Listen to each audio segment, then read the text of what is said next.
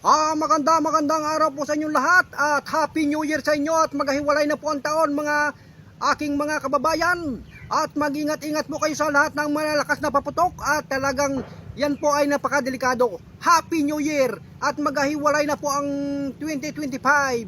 Ayan, at ito po nga ating mga balita at kayo po ay mag-ingat at mahirap po maputulan ng daliri at dahil sa lakas ng mga paputok.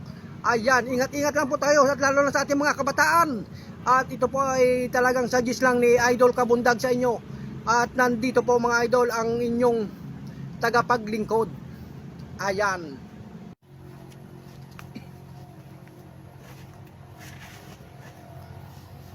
Ayan, sa lahat po ng aking mga kababayan dyan, alam kong hindi po tagal ninyo may iwasan ang magpaputok ngayong maghiwalay ang 25 at magpasok naman ang 2026 mga idol.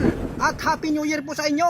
At sa lahat po ng mga paputok dyan, at tuturuan ko po kayo na kung ano pang safety na pagpaputok at hindi delikado sa mga kamay at lalong-lalo po sa ating mga kabataan.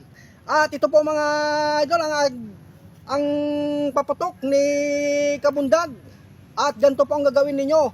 Dapat po may patpat sa baba at para hindi madali yung mga kamay. At ganito po ang gagawin ninyo. At tapos